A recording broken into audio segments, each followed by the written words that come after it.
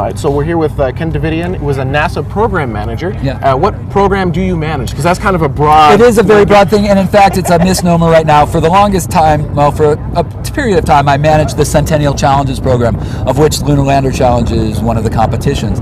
But more recently, I've been helping develop a policy to encourage the new space industry and how NASA can interact with them. So a lot of my job has been internal education for NASA, teaching them about what's going on. A lot of my job has been going out into the new space community and letting them know what's going on within NASA and realize, I stand in front of crowds and I'll take what we call a wire brushing, and it's fine, I'll take the bows and arrows, but I try to deflect and let them know that NASA is not a monolithic evil kind of thing. Right. There's a lot of people in there that are really pulling for this industry and want it to succeed, and so we're doing what we can. We passed a policy to help encode that philosophy, and we're starting to follow it. We're starting to see the seeds of that come to fruition. And so in the next couple of months, you're going to see some things happening which we've put into play, and we've laid the groundwork, and it's going to be real interesting to watch the reaction. Well, I don't understand though, because it feels like what we're doing here is kind of opposed to what NASA does, because this is private space versus government space. Why does NASA like it? Not only that, it's NASA funded as well. It's NASA funded. I mean, obviously we don't see it as opposed, an opposition of one versus the other. Right. We are looking for new sources of innovation. We are looking to the Richard Specks, to the John Carmacks, to all these competitors that are coming out of the woodwork, helping us do our job. And it's really, really a great way for us it's almost a public outreach process, helping the public feel like they're really participating in the exploration process, helping NASA meet its mission goals. And that's what this is about.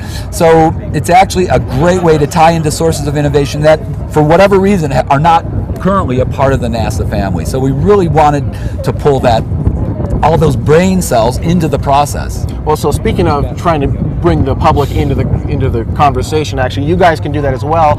If you're watching the live webcast, feel free to ask your questions in the chat room. If you can just go to spacevidcast.com, there's a chat room on the right-hand side. Just type your question in there, or send your question to Twitter.com/spacevidcast. Direct message that account, and we'll take a peek at that, and we can ask the questions in real time. Cool. The easiest way to do that, of course, is the chat room. Do we have anything? Actually, somebody wants to know what made you want to do this?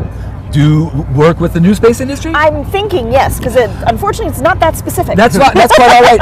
It's really interesting because actually I started working at NASA in 1983. What? NASA wasn't around then. Oh wait.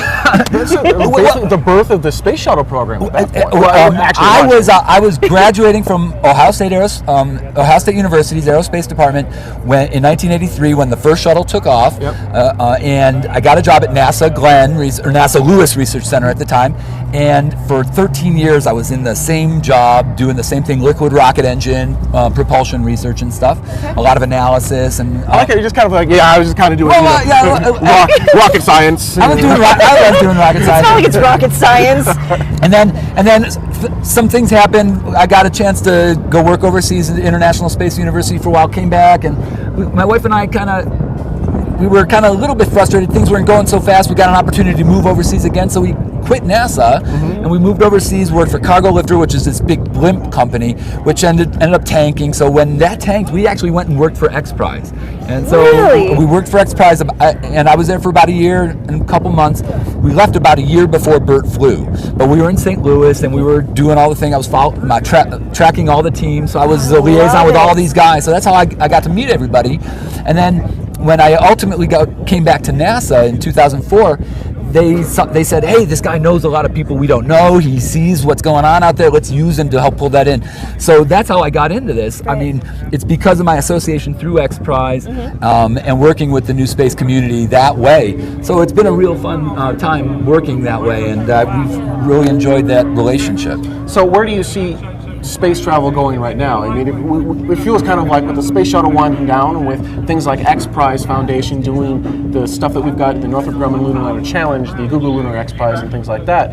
It feels like we're at a tipping point in space. Where do you see it going? Well, it's really interesting because in terms of orbital space, obviously the Falcon 1 launch and success of that flight a month ago. Falcon 1 Flight 4? That was fantastic, and that's super exciting. That is really, I think, where NASA is going to be able to go. I really think NASA is going to be a good customer to them. As you know, the Commercial Resupply Services contract is going to be awarded at the end of November. That's basically COTS Phase 2.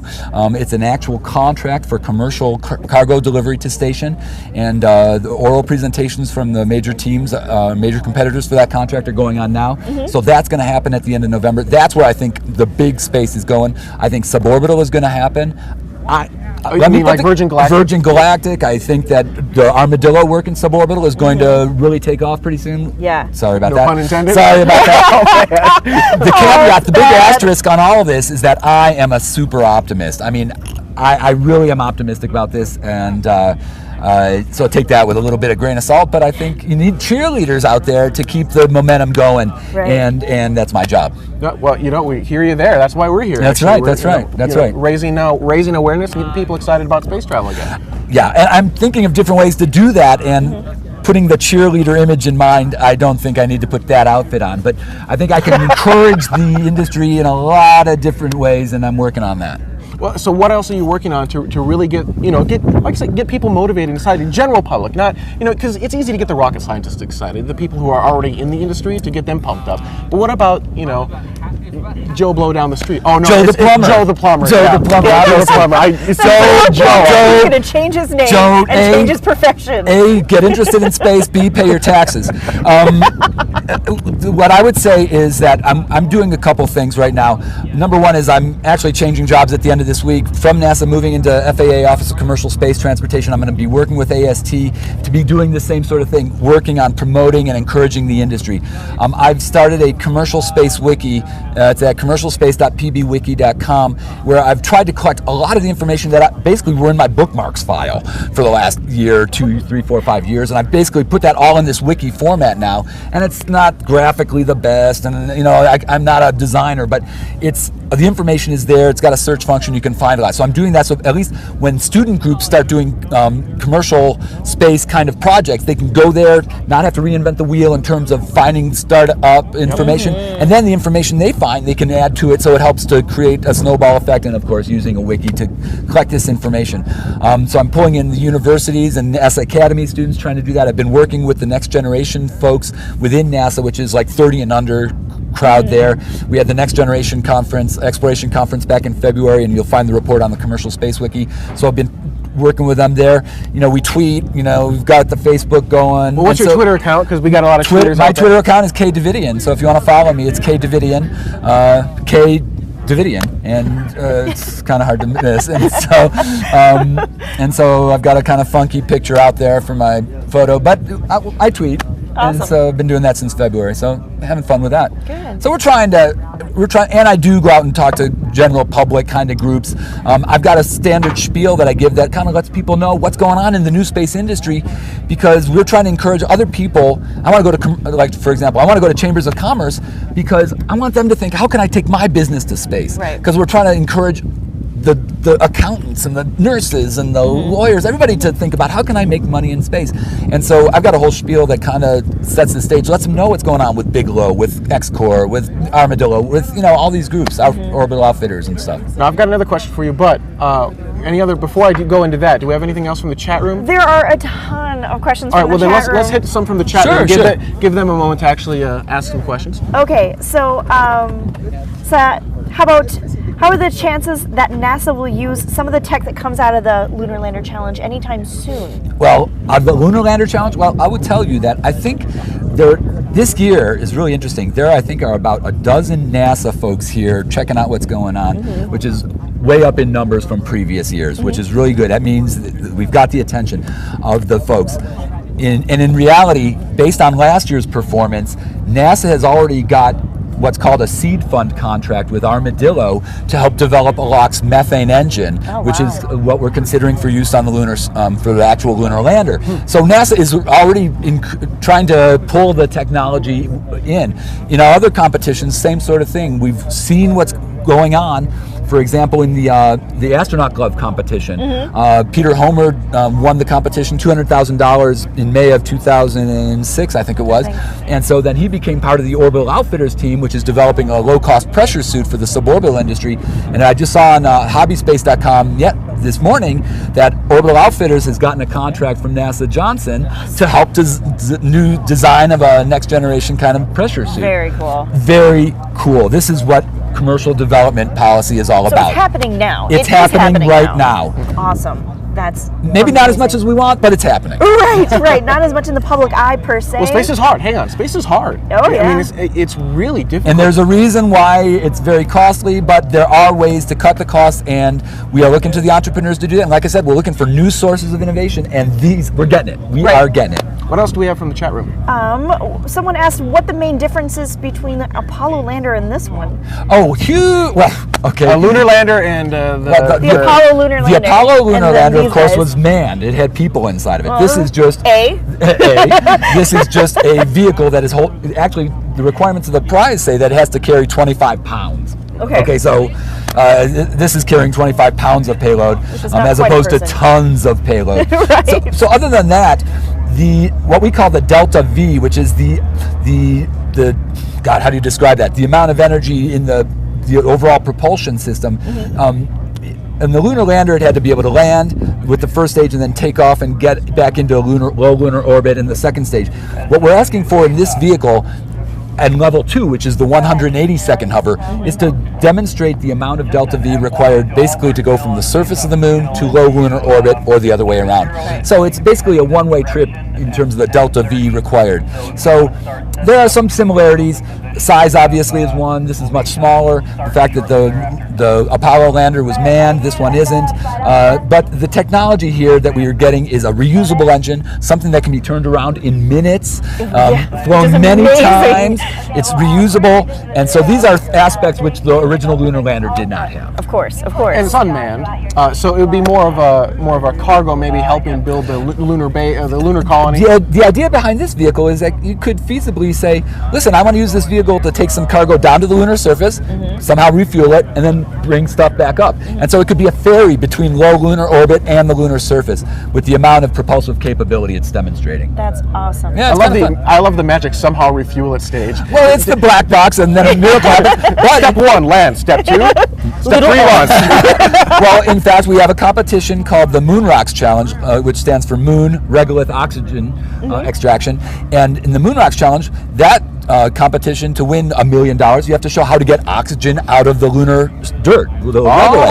That's where the magic happens. That's how you definitely magic is There's a lot of going stuff on that there. you can do with that. I mean, that's well, you can breathe it. You can, and the thing is, by weight, the lunar soil is 50% oxygen. Silicon oxide. There's iron oxide. There's all this stuff. Titanium oxide. Well, you can make water. Breathe it. You can. Well, if you can find the hydrogen, you can make the water. Well, you can bring the hydrogen. Yeah, bring the hydrogen. And in fact, if there's ice on the lunar surface, there's the hydrogen right there. Right. So the black box and somehow you refuel it isn't entirely a black box. We know how to do it. We've got a prize out there to do it. Nobody's competed for it yet.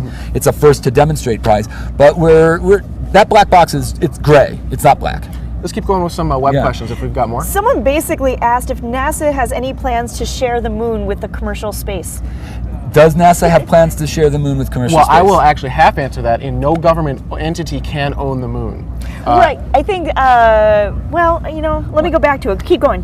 Well, I was just going to say it gets deeper than that. Let's say I don't want to own the moon, but I land a little plant on there that can dig up dirt and then process oxygen. And then I throw away all the stuff I don't use. Right.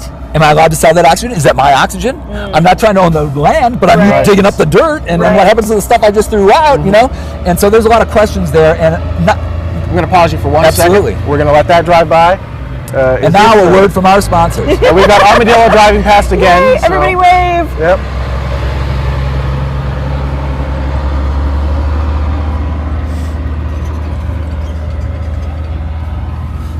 kind of cool to see it drive by like that. I know. Yeah. They've got great timing, so they're like for every interview they've driven past. I think they're trying to advertise in the background. They're gonna come back. Exactly. So the next one, they're just going to drive back this direction with. Good for them. I'm going to go out and see them in mid-November. I'm going to go out and talk to the SEDS conference, the Space Vision 2008 yeah. conference. I'm going to be out there, and so when I'm out there, I'm going to shoot over and see those guys. Cool. Very cool. At least that's the plan. We'll see what my new boss says about it. There you go. Exactly. You were talking about because no government entity can own the moon, but what about the oxygen you harvest from the moon? Right, and those are outstanding questions. And NASA has developed positions on that.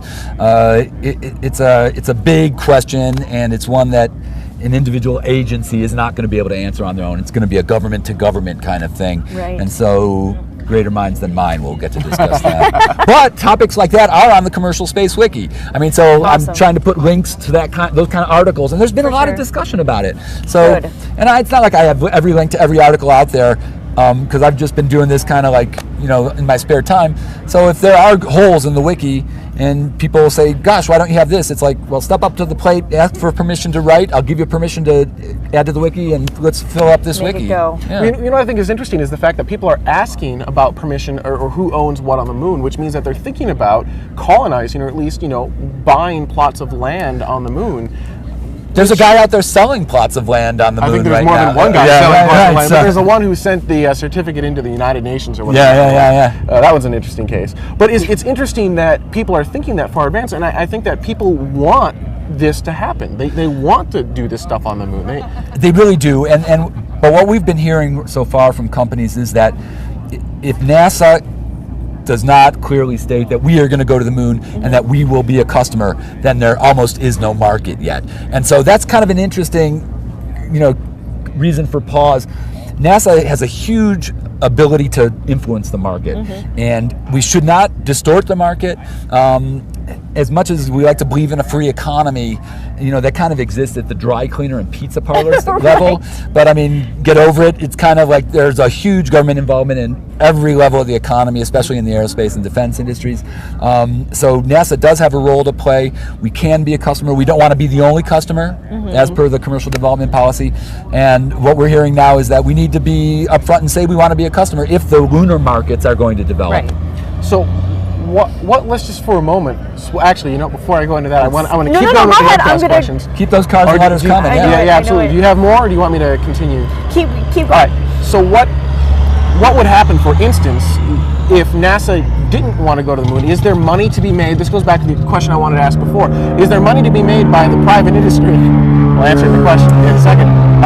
Without NASA, is there money to be made by exploring Mars and going to the moon, maybe harvesting something from the moon and bringing it back? That's a very good question. And what typically happens is that entrepreneurs come up with these great ideas. They say, I want to get water on Mars or something. Then they go to somebody and say, please, sir, do you have any money for me? I'd like to get water on Mars. And that person is going to say, where are your customers? If you can show me a line of customers, not a problem. I'll give you all the money you want. Right. And so finding the customers is the hard part. So thinking out toward the Mars, it might be easy to imagine, but it might be hard to materialize. Right. Because you cannot show the customers. Even on the surface of the moon, it's hard to show the customers. It's hard to convince the people who might be the funders, unless you're independently funding yourself. Right. It's going to be hard to show the customers. Show that there is a demand. I never took a business course. I'm doing all this kind of commercial development stuff. So I break things down into supply and demand. There you Just go. show me the demand, and and show me that there's a supply. And from NASA's perspective in the commercial development policy, it's show me a demand that's not NASA, because I want to help you stand up the supply. I want to help stand up this market. But if I pull out NASA, if NASA pulls out for whatever reason. I don't want this market to fall down. I want there to be other customers there helping, but I want to get you up as fast as possible. So finding those private customers, the non-public part of the market, that's what we're looking for in terms of who to stand up. And we can see that easily in terms of suborbital flight. Right. We see that easily in terms of orbital flight. To some extent, we can see it in terms of lunar markets, lunar data buys. Even payload delivery, we can see the market there. I see a condo complex on the moon someday in the future, because who wouldn't want to just fly to the moon via, a Virgin Galactic flight and live on there for a few weeks? And I forget what Charlie Schaefer is the guy that runs Celestis. He's the guy that says, if you want to have a special ceremony for your deceased individual, give us their cremated remains and we'll put it either we'll do a suborbital flight with it, we'll put them into orbit, or we'll put them onto the surface of the moon. And so if that cost was reasonable enough, and a common funeral these days, I remember when my mom passed away about a dozen years ago, it was like $10,000-$15,000 for burial. If it was $10,000-$15,000 to have your ashes put on the moon, a lot of people would say, wow, I'll do it. Absolutely. I mean, it's not unreasonable. That's a market. And there is the market. It does exist today. So, I mean, there are certain lunar markets that don't even need NASA, and they're very viable. And so, I forget what the question was, but that's the answer, gosh darn it. I've been asking a lot of what if NASA wasn't there, because we all know that NASA is just the giant entity there. That's right. Part of the X Prize, when I was at X Prize, part of the X Prize philosophy, part of the reason that X Prize existed was to prove to people and to get people to think that there can be space activities without NASA. Yeah. And it's not to say NASA's bad, and it's not to say it's one versus the other, but guess what? There's this non-NASA part of space. And Zero G Corp is a great example of that. And so really, I think that's the kind of mindset. You have to start thinking that space is possible without NASA. And it's not to say that we don't love NASA. Everybody loves NASA. The reason we love space is because we think NASA and space are one and the same. Yeah. But in some cases, it's sort of like a love-hate relationship. It's like, come on, NASA, why aren't I flying today? Right. Yes. Guess what? Congress never told NASA that you and I should fly. And so that's Congress can't, or NASA can't do it if Congress doesn't tell them to do it. Right. Congress is you and me. Right. Congress reflects what you and I tell them. And so if we start, I would love to see an authorization bill followed by an appropriation bill that says, get Jane Doe and Joe the plumber into space. Do what you can to help develop those industries. Yes. The authorization bill does not say that. The 1957 National Aeronautics and Space Act, which is the basis of our being, and that's what gets modified with every authorization bill, that does not say it. It does say things like encourage commercial development of space. So really, I mean, fundamentally then, it is the people's space agency, and if we, the people, say, keep writing our congressmen and say, this is what we want, make it happen, and there are enough people stand up and say, we need to get mass public into space, we need to get mass transit into space, they may make...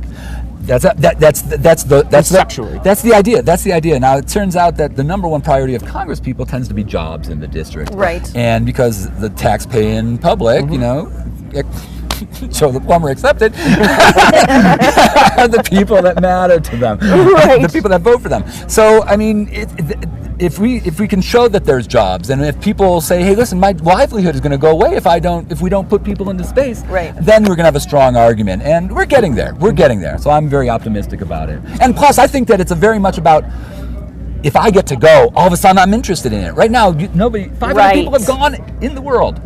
Right. So, and here comes the mod vehicle. This is the mod vehicle in the background. No, this is True Zero, yeah. Oh, I'm sorry, this is True Zero. They look similar. But I should have known. I've never seen this. Yep. Very cool. Yep. Very cool. It's beautiful. They're not as loud. That's right. They've got, sounds like e-vehicles. Any final questions from the webcast? Yeah, actually a couple really quickly. Somebody wanted to know if you see a future Centennial Prizes funded by NASA/Congress. So far, NASA has put up $10.9 million of prizes. We've given away, I don't know how much of that, 200, 250, 450, about $750,000 of that we've given away. So there's still over $10 million of prize money on the table. Congress has not authorized any or appropriated any new money for prizes yet. With the continuing resolution coming up, with the transition in the administration coming up, its chances are less than 50-50 for any new prize soon. Okay, good to know. And then somebody wanted to know what your personal opinion is on solar power sats. My personal opinion on solar power satellites, and this is not NASA's opinion or FAA's opinion, is I think they're doable. I think they're very doable. I think it's possible. They'd be huge structures. We need a cheaper way to get the material into space, and so this is where space elevators come in, and this is where lightweight photovoltaics comes in, and so I think it's possible. It's just, and we'll see what happens. The DoD right now is pushing on NASA to do a joint demonstration, and so we'll see what happens with that. Awesome. Yeah. I think that's all I got so far. Great. Ken, thank you so much. Thank you very much. It was a lot of fun. A pleasure. Thank you. I'll start watching your videos from now on. Oh, yeah, I think you better. Man, show up on the show and like, I watched maybe an intro once. I watched an intro once. I love it. So awesome. Hey, thank you for being on. Thank you very much. And, Tell me when we're out. We'll be out in a minute. You know, we're casual, so it's soft out. We're not, you know. It's not like Jon Stewart where everybody's getting up real Right, quick no, and they're we're- saying, sit back down. Right, no, we're not the That was news. Bill Gates, I think. Yeah. Okay. No, we'll be back, guys, in just a little bit with additional interviews right here from the Northrop Grumman Lunar Lander Challenge from the X Prize Foundation. So stay with us.